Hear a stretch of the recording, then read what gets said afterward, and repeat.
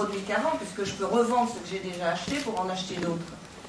Oui, avant de parler de ce qui se passe dans les nouveaux modes de consommation, notamment autour des nouveaux réseaux sociaux, j'ai quand même envie de reprendre un élément important qui vient d'apporter Pascal Bruckner autour de Au bonheur des dames, justement, le fameux roman de Zola.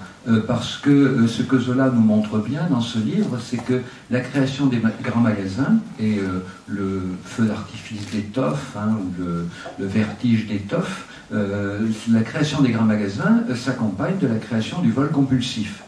Et en psychiatrie, on n'est pas trop mal placé pour en parler, puisque l'un des plus grands psychiatres français, qui s'appelait Gaëtan Gassian de Clérambault, a consacré la partie la plus connue de son œuvre à traiter justement du vol compulsif d'étoffe chez des femmes qui venaient dans ces magasins pour voler les produits qu'elles ne pouvaient pas acheter, ou même pour voler des produits qu'elles ne pouvaient pas patienter au point de les acheter, parce qu'il fallait faire la queue déjà à la caisse. Donc des femmes qui se précipitaient sur les étoffes, qui s'emparaient des pièces d'étoffe, qui se mettaient dans un petit coin reculé, et en général qui connaissaient à ce moment-là un orgasme absolument incomparable à tout autre.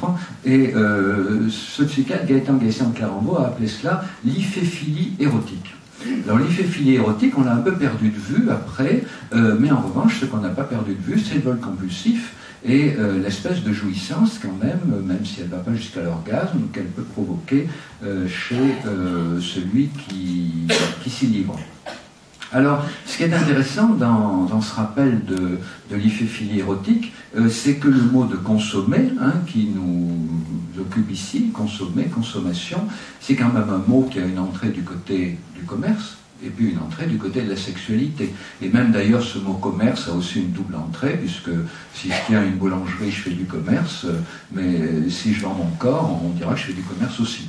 Alors en tout cas, vous voyez, le mot de consommation est quand même très utilisé pour désigner la consommation sexuelle et également pour désigner la consommation de produits. Alors on est là dans une rencontre qui est intéressante, c'est le détournement du plaisir, voire de la jouissance. Effectivement, le consommateur est quelqu'un qui va acheter des produits en espérant un gain de plaisir, voire même une jouissance. D'ailleurs, aujourd'hui, certains produits de nouvelles technologies, des micro-ordinateurs précisément, sont vendus avec la promesse de provoquer chez l'utilisateur l'expérience visuelle ultime. L'expérience visuelle ultime, on vous la promet, je pense que vous n'allez pas encore la vivre avec votre micro-ordinateur portable, mais en tout cas on vous la promet, et vous voyez que là-dedans il y a un mot important, c'est ultime, à nul autre semblable, et à la limite éprouver l'expérience ultime, l'expérience visuelle ultime et en mourir, c'est la petite mort, c'est l'orgasme. Donc derrière le produit proposé à la consommation, il y a toujours la promesse, disons, généralement du plaisir, mais quand la publicité est bien faite, la promesse, c'est celle de la jouissance, et d'une jouissance à nul autre pareil, d'une jouissance même que l'être humain ne pourrait pas procurer, et quand on parlera de nouvelles technologies, on verra que c'est quand même l'un des axes principaux qui servent de support à leur vente. Alors, il n'y a pas que ça, on n'achète évidemment pas des produits que pour le plaisir ou la jouissance qu'ils nous procurent, puisque aujourd'hui, les produits proposés à la consommation sont proposés également selon 3 autres axes. Alors, un axe utilitaire, évidemment, vous achetez des produits dont vous avez besoin, bon, mais ça, c'est pas le plus important, mais surtout un axe narcissique, c'est-à-dire vous achetez un produit qui va augmenter l'estime de vous-même. Et puis, ce qui est nouveau aujourd'hui, et on arrive à eBay, aux produits, aux nouvelles formes de publicité, ce qui est nouveau aujourd'hui, c'est que le produit que vous achetez est un ticket d'entrée pour accéder à une communauté, à un nouveau réseau, à un ensemble de gens qui vont éventuellement même devenir vos amis. C'est dur dans la vie d'avoir des amis. Eh bien, aujourd'hui, on vous vend des appareils qui vont vous permettre d'avoir un réseau d'amis. Vous voyez, donc ça c'est très nouveau, parce que dans un premier temps, avant la pub, on pourrait dire les objets étaient achetés parce qu'ils correspondaient à une utilité pratique. Ensuite, la publicité a beaucoup joué sur la jouissance et le plaisir. C'est l'hypophilie érotique de Claire Ambault, des femmes qui se faisaient complètement prendre par ça au point d'en avoir un orgasme quand elles obtenaient l'étoffe qu'elles convoitaient. Et puis la dimension narcissique s'est ajoutée dans les années 70-80, et aujourd'hui, c'est la dimension communautaire. Alors la dimension communautaire, elle a toujours existé, mais elle n'a pas été autant un fer de lance, traditionnellement, qu'aujourd'hui dans les nouvelles technologies. Alors eBay, effectivement, c'est la communauté des ébéilleurs, et dans l'étude que j'ai menée sur eBay, on s'est aperçu que beaucoup de gens qui enchérissent repèrent très vite les autres enchérisseurs intéressés par les mêmes objets, ils rentrent en contact avec eux, et c'est ainsi que se forment des petites communautés.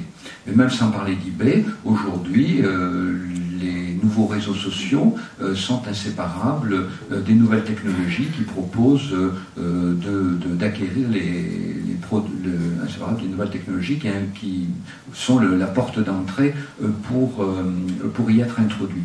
Alors, encore deux mots, du coup, la consommation se modifie parce qu'aujourd'hui, l'un des objectifs de consommer, tout à fait nouveau, c'est qu'on ne m'oublie pas. Ça, c'est tout à fait nouveau. Pendant très longtemps, l'être humain a consommé parce que c'était plus pratique de boire dans une tasse que de boire dans ses mains, ou de faire chauffer de l'eau dans une bouilloire que dans une casserole. Donc pendant très longtemps, l'être humain a consommé d'abord parce que c'était utilitaire, ensuite parce qu'il était censé y éprouver du plaisir, parce que ça augmentait l'estime de lui-même, et aujourd'hui, eh bien, des gens achètent des produits avec le fantasme qu'on ne va pas les oublier.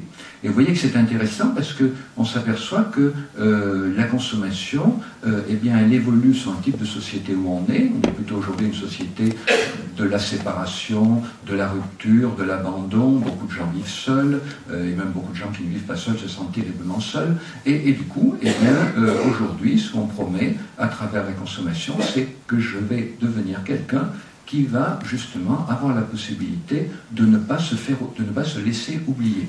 Alors ceci dit, on va en reparler parce qu'on assiste aujourd'hui à un retour de bâton et les publicistes sont devenus tellement présents dans les nouveaux réseaux que de plus en plus de gens qui sont rentrés dans les nouveaux réseaux de consommation pour qu'on ne les oublie pas, aimeraient bien maintenant qu'on les oublie. Donc c'est intéressant de voir, voyez, comme les choses peuvent se retourner, et même peuvent se retourner très vite. En tout cas, moi, ce qui me paraît intéressant, vous voyez, c'est de voir comment, à ces 4 grandes raisons de consommer, nous avions toujours eu, si on ajoute aujourd'hui une 5e, qu'on n'oublie pas.